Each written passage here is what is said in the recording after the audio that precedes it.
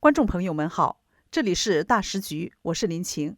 北京正在上演一场荒诞剧，中共四中全会里掌声、口号、谎言齐飞，四中全会外真实中国正在崩塌。在云南，一位律师冒着坐牢风险实名吹哨，怒吼中国人民正在遭受中国共产党的政治诈骗。北京信访局外，数百访民排队26小时，席地而睡，只是为一个说理的机会。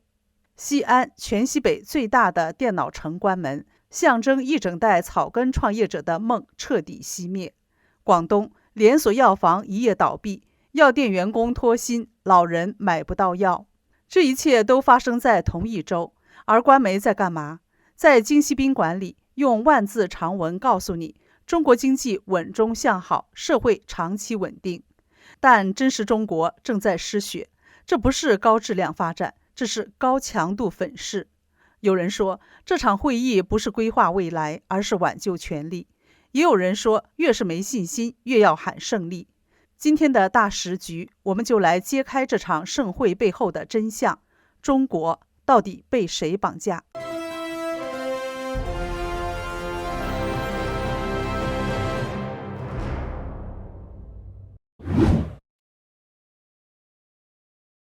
中共四中全会正在北京召开，一段来自中国云南的短片突然在网络上爆红。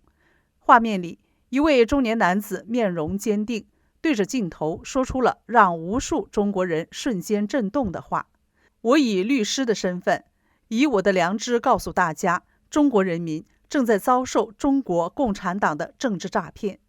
这个人叫左志海，是云南的一位律师。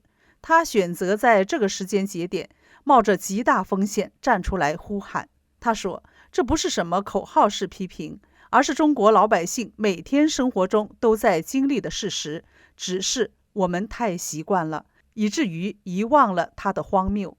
左志海说，中共首先以国有、公有的名义骗走了全中国的土地、矿山、森林、水流在内的国家资源，然后他再用法律禁止人民原本属于全体人民的资源，老百姓无权拥有。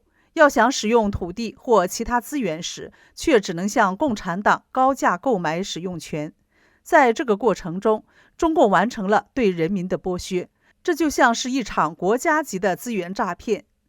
不只是土地、石油、水电、天然气、通讯、交通、银行、金融、烟草，只要跟民生相关的领域，全被中共以国企形式垄断。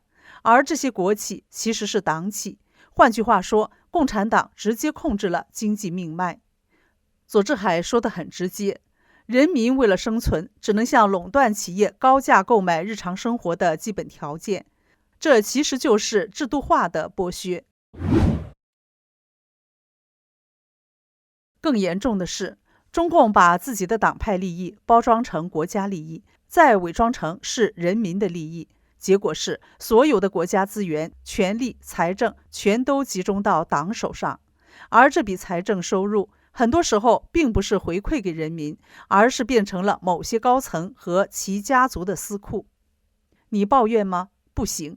你抗议吗？没有管道。你想改变现状？党系统不允许。左志海说，今天中国10几亿人口，有9亿是穷人，而这9亿穷人在失业、疾病、残疾、孤寡、无生活能力的情况下，得不到任何的国家保障和社会救济。医院拒收没钱的病人，孩子上学要倾家荡产，买房买的不是产权，而是使用权。这一切都是对普通人一层又一层的压榨。左志海的这段吹哨影片曝光后，迅速在网络传开。网民留言说得太好了，醍醐灌顶，一针见血，一语中的。他说出了所有人想说又不敢说的话，我们其实就是奴隶，共产党是人类毒瘤。也有不少人担心吹哨人的安危，留言提醒勇士请注意安全，尊敬他，但是还是不要在墙内冲塔，做无谓的牺牲。彭载舟这样的英雄有一位就够了，保住有用之身，在安全范围内做斗争。斗共是长期的，需要无数良知人参与的事业。这一切的发生刚好是中共四中全会召开之际，民间的不满也正在升高。不只是左治海，央视内部也传出红二代吹哨，甚至直接喊话干掉防火墙，中共几天就完蛋。中共用谎言统治了几十年，但今天在中国各地觉醒的声音已经开始出现了。一个人站出来是勇气，而当数百数千人走上街头，只为一个机会一句回应，就不只是控诉，更是绝望的呐喊。中共四中全会召开的这几天，整个北京就像进入戒严状态，街头、地铁、车站到处都是警力，检查身份，封控关口，一切都只为防止访民进入北京。访民们从哪里来？他们有的是被强拆后失去住房的居民，有的是欠薪讨不回的工人，有的是冤案缠身的受害者。他们背着行李，带着厚厚的材料袋，一路颠簸到北京，只为了一件事，讨公道。访民赵薇说，他提前1周就到了北京，同行的一位访民在过安检时被拦下，证件被查，身份被记，他不敢再回出租屋，只能流浪在外。真的很惨呐，晚上只能在外头睡。赵薇的声音里满是疲惫。据访民描述，中共四中全会期间，北京的安保可以用如临大敌来形容。各个进京关口设卡验证件，公安和便衣混杂在群众里，一旦发现疑似访民，就地拦截送上客车。10月19号那天，当局甚至出动了6辆大巴车，把信访局外的部分访民强行带走。没被带走的人只能继续排队，有的人排了26个小时才拿到进入信访局的号。更多的人干脆席地而睡，卷缩在信访局外的马路边。那一幕，有人形容说，就像战争时期的难民。赵薇还提到，他怀疑有人在现场故意制造混乱，有些人在队伍里煽动大家往前挤，一哄而上，人挤人，踩伤人，那场面太恐怖了，我真的以为自己快被压死了。赵薇说，我们这些人睡在马路边，就像难民一样，这不是中共的耻辱吗？他们口口声声说是文明大国，可现实却像战乱年代。他说自己去年也来过北京，那时还能在1天内拿到号，今年不行了，来的人太多，规定也更严。这个政府太坏了，特权太肆无忌惮，人家被强拆了，来上访还要被拘留。对于中共的上访制度，坊间也有不同看法。有人说，这个制度本身就是个陷阱，方便当局集中控制不满者。也有人说，上访虽然问题解决不了，但至少能让外界看到压力。还有人更直接，说只有推翻暴政，百姓才有活路。访民吴力说，习近平上台后，很多访民被判刑，被关进监狱，太残忍了，这不是维稳，这是毁灭人性。另一位访民何伟则说得更直白，必须抗争，共产党最怕老百姓抗争。中国的访民们用自己的脚，用自己的身体，表达着最沉默的抗议。没有人知道他们的命运会怎样，但他们的存在本身就是一个提醒，这个国家还有太多被忽略的真实。中国社会的边缘正在被推向深渊，而另一边，曾经象征城市进步和创业精神的场域也在悄然凋零。10月20号，一条新闻很安静地刷过了社群媒体。中国西北最大的电脑城西安赛格电脑商城宣布停业，没有闹事，没有抗议，只有一张公告，一场简单的闭店仪式，然后结束了西安赛格25年的辉煌。如果你是80后、90后，或者你曾经在中国的大城市生活过，你一定知道这种地方——电脑城。那里是年轻人的科技乐园，是创业者的出发点，是许多打工人第一次买电脑、装机、搞网络的地方。而西安赛格是中国西部最耀眼的一家，2000年开业，18层楼，6万平方米，1000多家商户，曾经常年占据西安 IT 市场60%以上的销售份额。有人说，那里曾经是一座城市的数位心脏。据老商户回忆，最好的时候，1年能做500-600万营业额，利润很好，每天楼下都是人。电脑整机、硬碟、滑鼠、耳机、散热器，满满当当的柜台。技术宅和学生客在里头讨价还价，组装设备，还有人专门帮人刷系统、破解游戏，地下创业气息十足。赛格不只是卖场，它其实也代表了一代人做生意的入口，学技能的场域。但变化从2009年开始了。那一年，京东的3C 数码销售额暴增210%，再之后是天猫、拼多多直播带货，实体电脑城的客流量开始剧烈下滑，租金却年年在涨。曾经的价格优势、技术服务变成了劣势。网络更便宜、更方便，还送货上门，谁还会跑几公里去装台电脑呢？据统计，过去5年内，中国近60%的电脑城都倒闭了。有人说，这不是赛格的失败，而是一个经济时代的终结。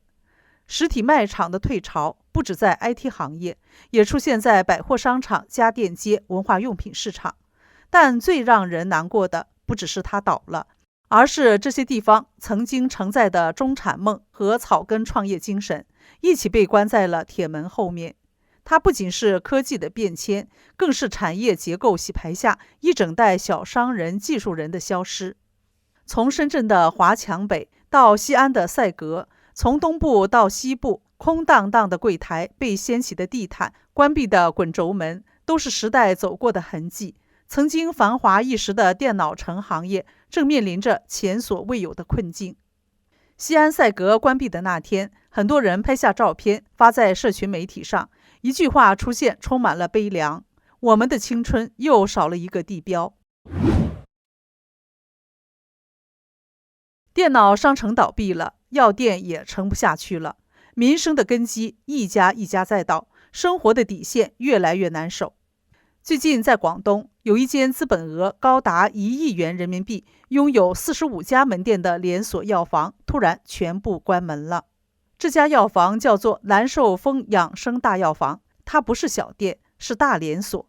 它的倒下不是单一个案，而是整个药品零售行业风暴的开始。全国的约80%药店处于亏损状态，药品零售正进入全面收缩期。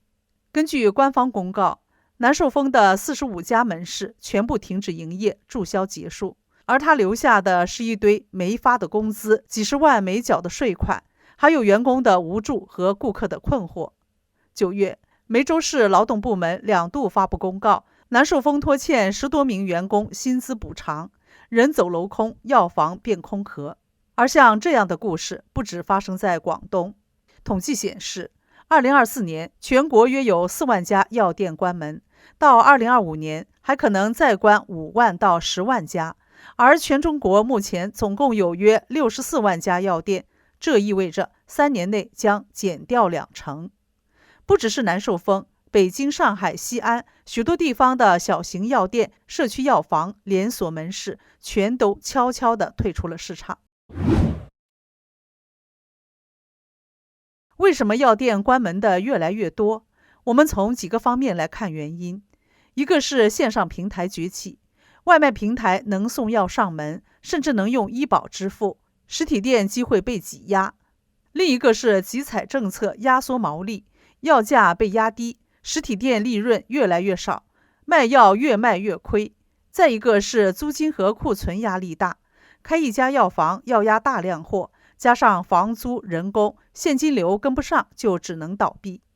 还有就是顾客减少，人们都开始精打细算，非必要药品不买，补品、保健品销量大幅下滑。广州的陈先生说，你现在开药店，如果没有资金周转，没有集团背景，基本活不下去。中国药房密度极高，据中国医药商业协会统计，每1000人就有4.6家药店。上海居民刘先生说，走500公尺就能看到10几家药店。而广东李女士则表示，我们家附近3家药店已经有1家关门。药店太多，利润太薄，消费能力下降，这3大因素叠加，是药店业面临的冲击。有位失业的药店员工无奈地说，现在很多药房为了撑下去不卖药了，改卖凉茶，卖洗发水，还搞头皮检测，这还是药店吗？一位行业分析人士更说得直接，药房应该回归健康服务，而不是成为杂货铺。药店倒闭影响的不只是老板的生意，而是整个社区的医疗便利。老人、小孩、慢性病患者，他们需要的不是闪电快送，而是熟悉、信任、随时可进门关照的社区药店。而现在，这些便利正在快速消失。产业观察人士预测，未来药品零售将进一步集中化，大型连锁将吃掉小店，无人药房可能加速扩张，线上平台继续挤压利润。而真正失去话语权的是那些曾经开店养家、熟悉社区、了解病人、靠双手赚钱的药师们。因此，这场药店关门潮比你想象的更沉重，它是中国经济疲软、民间消费下行的又一个警讯。从10月20号到30号，中共党内高层聚到北京京西宾馆，名义上要审议中国的下一个5年计划，所谓“15+5”规划，但整场会议不对外公开，全程保密，只有一种声音能听到，就是党媒的吹捧声。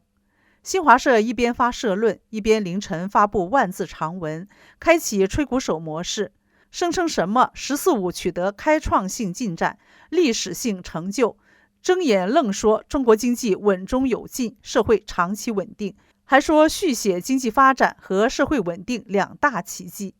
可现实却是打肿了新华社的脸。资深财经人士徐峥对“14+5”做了很简洁直接的总结：房地产泡沫破裂，恒大破产，碧桂园暴雷，曾经拉动经济的火车头熄火，外需断崖式下跌，美中贸易战之后出口大跌，外贸这条腿也瘸了，消费降级持续恶化，人民不敢花钱，不敢生病，不敢换工作，整个社会进入压抑状态。数据摆在眼前，第3季度 GDP 年增仅 4.8%， 创下全年最低。连续36个月，工业生产者出厂价格下降，制造业疲软，居民消费价格指数也再度下滑，通缩压力加剧，对美出口大跌近30%，创下近年来最大降幅。这样的现实，你信新华社说的成就吗？中国问题专家王鹤点破实质，中共4中全会的主题根本不在规划未来，而是处理内斗、换人事、稳权位。就在开会的前3天，军方一次性开除9名上将，而且都是习近平自己提拔的。这意味着什么？权力高层在内斗，军中派系不稳，习派清洗继续加速。台湾学者吴色志评论得很精辟：4中全会内充满肃杀与焦虑，越是没主意，越要演出稳定；越是无能为力，越要嘴上喊胜利。新华社自称，中国继续创造经济发展和社会稳定2大奇迹，但王鹤直接回应，这2个奇迹根本就是谎言。经济正在下滑，社会正在动荡，中共不是在解决问题，而是在制造更大的问题。社会上频频出现无差别伤害事件，青年失业，楼市烂尾，地方政府破产，维稳费用激增，你身边的生活是稳定还是压抑？中共4中全会的所谓“15+5”规划能有什么新意吗？王鹤认为，现在中共什么都想规划，但就是规划不了民心，规划不了信任，因为根本问题不在数字，不在措施，而在这个制度本身。新华社说，办好中国的事情，关键在党。徐峥回应得很尖锐，没错，关键在党，关键就是要把这个党解体，才可能有希望。中共4中全会一旦结束，墙内媒体还会继续报道什么成果、什么部署、什么新气象，但普通人知道，这场会议没解决任何真正的问题，它只是一场演戏，演给自己看，演给国际看，也演给百姓看。但是人民早已知道，这些吹出来的奇迹都挡不住真实生活的冰冷。真正的问题不是未来5年怎么办，而是我们还能再等5年吗？这里是大时局，感谢您的陪伴与思考，请订阅、分享并打开小铃铛，一起在动荡中坚守真相，在黑暗中点燃希望。